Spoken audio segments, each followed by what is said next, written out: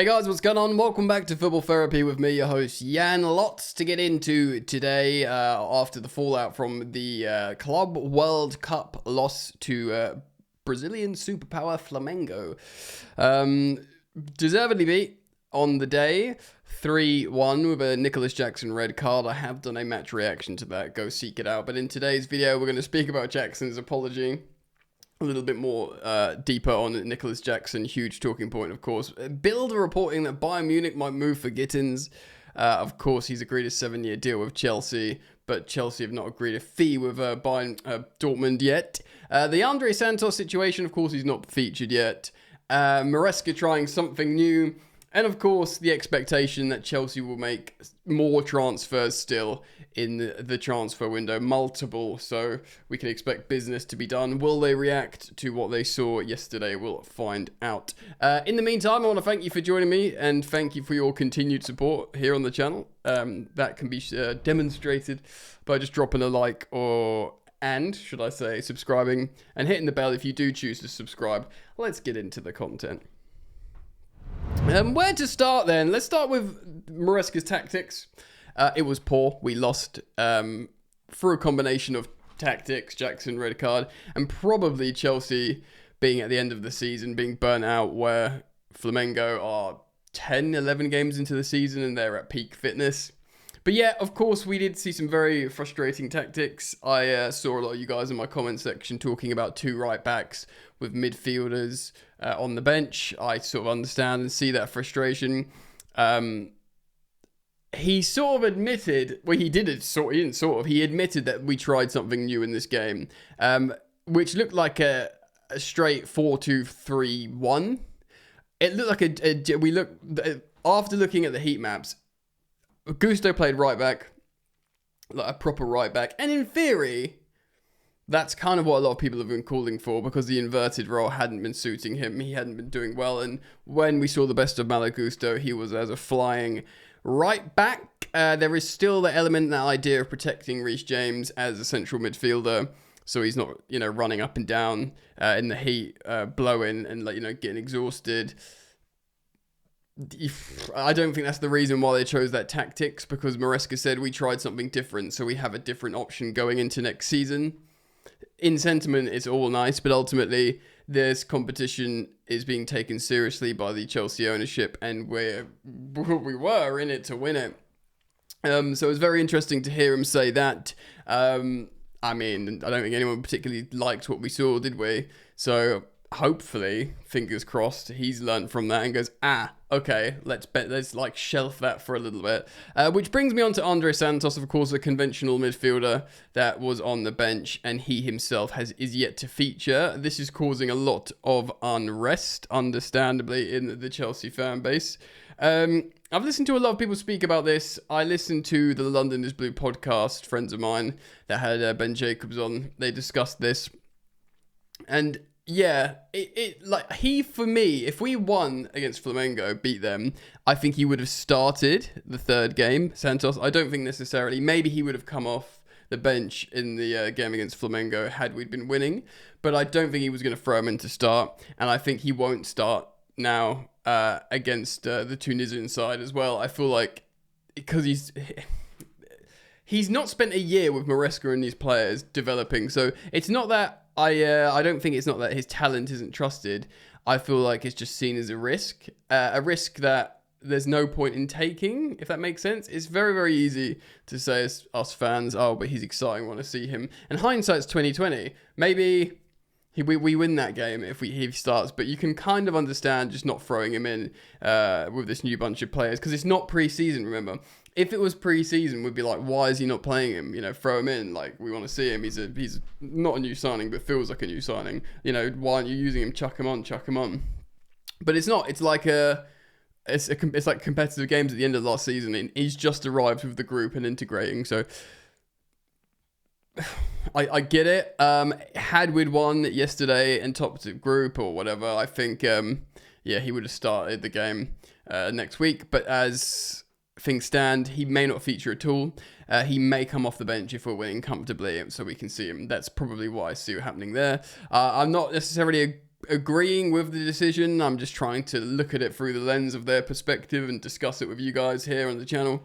And that's probably, how we feel about it, because we didn't even see Dario Sugo, who was already got a few minutes off the bench in the first game. So yes, the tactics were poor, and that's kind of what's happening. He obviously trusts Reece James as his captain. He wants him on the pitch. He likes Malo Gusto as a player. He gave him a chance to play this sort of conventional right back role. It didn't work. It was really, really frustrating. And there was it shows you how much people are taking this competition seriously now, because there was such an emotional backlash. People in my comment section was basically saying we got to sack Maresca. Maresca's got to go, which I must say I was really shocked about. I know, but people are allowed to, have all this kind of like, even if perhaps this is a reactionary response because they're emotionally invested, that's it's totally fine. People are allowed to do that. I did do a poll actually this morning asking, what's your position on Maresca?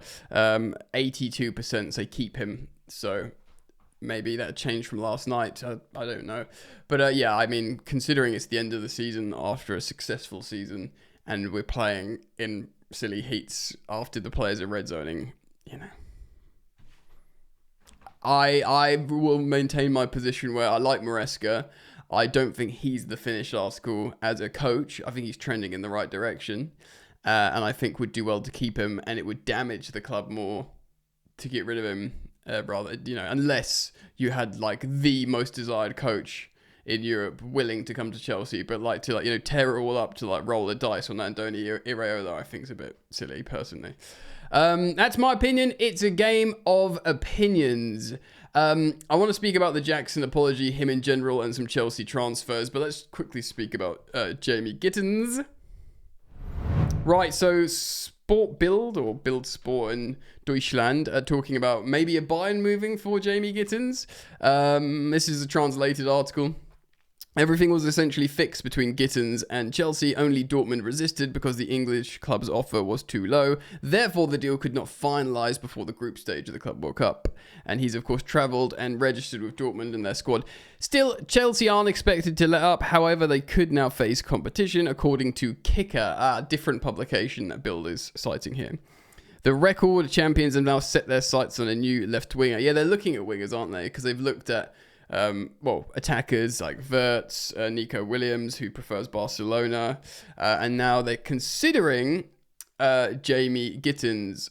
Jamie Gittens, his current contract at Borussia Dortmund is 3.5 million euros, or less than that. And Chelsea, he agreed a salary with Chelsea for 7 years at 6.5. So nearly doubling his wages. And I believe that's still only about £100,000 a week from Chelsea. So correct me if I'm wrong. It's about a third of what Nico Williams is demanding. So I speculated before that he'll be on around 100k, and it looks like I've hit the nail on the head there. Again, correct me if I'm wrong in the comments. But yes, is this what is this? Is this Dortmund leaking to some stuff, briefing to Kicker to try and get the price up? My position is pretty firm on Gittens. 65 million euros is too much for him, for this player, and his in his age and his experience and what he's done at Dortmund. I do think we will sign him because the player is desperate to come to Chelsea. He agreed the deal. I think it gets over the line for reasonable wages. I'm not entirely sure how true this Bayern Munich link is, though we know they want wide attackers and Leroy Sané is gone, so we'll see what happens there. Alright then, we're going to speak about Jackson. I'm just going to sip my coffee and pause the recording. Right, so yes, the wrong kind of card on his birthday. Nico Jackson. He apologised. I want to say sorry, and this is what he did on his social media, to the club, to the staff, to my teammates, and all the fans watching. I let you down. Another red card. And honestly, I'm so angry at myself. I work hard every day to help the team, not to put us in this kind of situation. I still don't fully understand how it happened, but one thing is clear, it wasn't intentional. Just football moment that went the wrong way. No excuses, I take full responsibility. I'll reflect, I'll grow, I'll come back stronger for the badge and for everyone who believes in me. Sorry. Well, firstly, again, I was very mindful yesterday not to dig into him too much because he is a young man. He does probably work hard, very, very, very hard every day. Training hard, putting his body through stuff, doing the tactics, and then within 4 minutes he's sent off again. It is absolutely horrendous poor form from him. Again, to cite the London is Blue podcast talking about this, Ben Jacobs, Talksport and Give Me Sport journalist and broadcaster, spoke on this, and he said, "Look, it's if you remove the Club World Cup final and talk about the Newcastle game and this game, it's collectively 2 red cards in 39 minutes of football. Mental." And of course, there was talk about the Newcastle game, how he let his teammates down, how they need to turn to him to elevate the team to get them over the line for Champions League football, not put them in that position. And because we ended up losing that game, even though we came back and put in a valiant fight against Newcastle away. And there's this, if that red card had cost Chelsea Champions League football, it would sort of be indirectly, but it could have been very, very costly in terms of going down to 10, your striker who's supposed to be the scoring, not hamstringing you. That cost Chelsea £100 million. And again, we were a goal down to Flamengo, but we were in the game when he got sent off. We could have, weathered that storm and, only a goal down with 11 men, bring on a Santos or whatever, and, maybe we draw it or win it. But we didn't, because he got sent off. And if we'd end up losing to in the next game, or because we've not finished top of the group, we're going to face Bayern and then get eliminated probably. And again, you look at the numbers that cost Chelsea, it's like 35 million. His individual actions could be costing Chelsea tens of hundreds of millions of pounds. When you look at it like that, it's really unfair necessarily to load that all on. But they need to think about this. Like, is he going to keep doing this? Because, for example, yesterday, it wasn't like an aggressive spell where he did like Mateus Cunha and just, getting into fights all the time. He's just an idiot. He was just dumb. Chelsea is still high on Jackson. Generally, they're very happy with his progress, with his performance. Of course, you hear the numbers. He's outscored Drogba in his first season and this, that, and the other. And other teams are very interested in him and yada, yada, yada, yada. But the truth is, like, he's not... We were wondering how he's going to deal with this competition from Delap. And I wonder if it's not going to be very well, I thought it would be a really good thing for him. We will see. We're probably going to sign another attacker who can play as the 9 in the Premier League, whether that's like a Joao Pedro or someone of that, ilk. But lots of people are really, really upset with Jackson. And, rightly so, because he's just costing us in huge, huge games. I'm not like sell him, but I'm like, wow. Don't start. I'm the same. I'm like, don't start him and just give him some time, because also, how long is he going to be? He's suspended for the first game of the Premier League. He's at least 1 game ban in this, and should we get to the knockouts, it might be longer if they extend it. But Chelsea aren't done in the transfer market. There is a lot of speculation on how many players I want to get. Obviously, the top of the list is the left-sided, right-footed winger, which is highly likely to be Jamie Gittens if they can finish the negotiations and get it over the line and agree a price.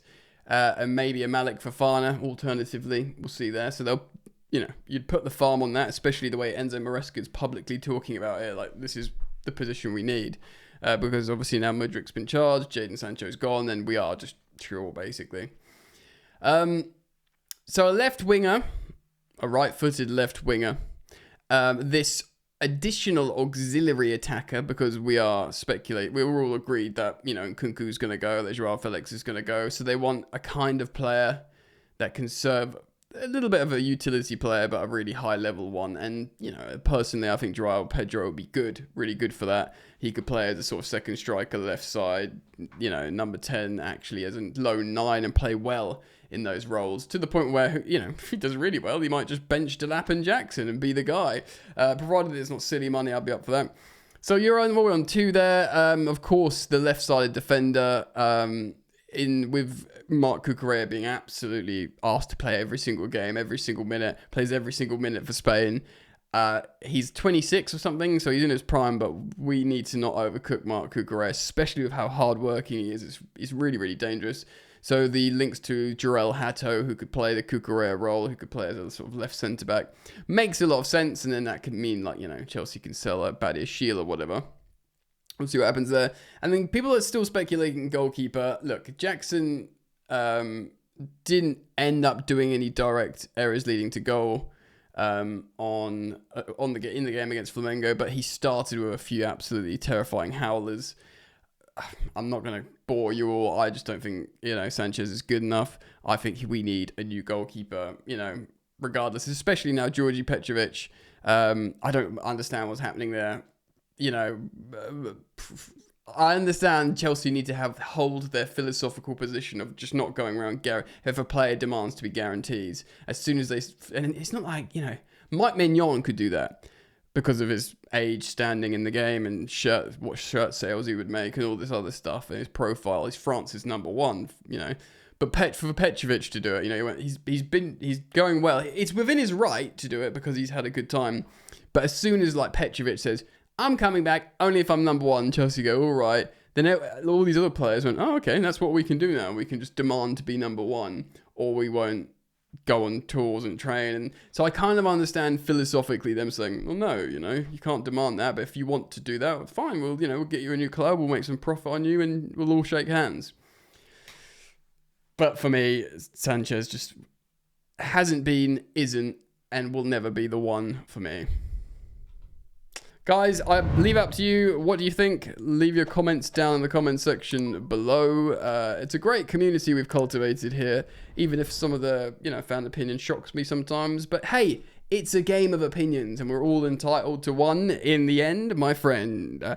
Daily content on the second channel, if you're interested in more from me that's not related to Chelsea. Football Yannick on YouTube, or there will be a link to that channel in the description. All right, mate. Keep it locked, because when a story breaks, I'll be here for you. Peace.